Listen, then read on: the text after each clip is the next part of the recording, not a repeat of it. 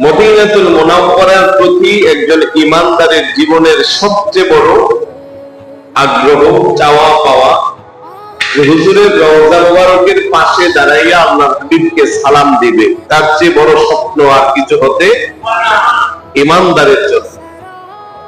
আর ওই জায়গার ভিতরে আমি বলতেছি যে ওইখানে যাওয়া দরকার নাই, এবং তাদের কথা শুনে অনেক ভাইয়েরা যাওয়া বন্ধ করে দিয়েছে। জোরে বলি নাউজুবিল্লাহ।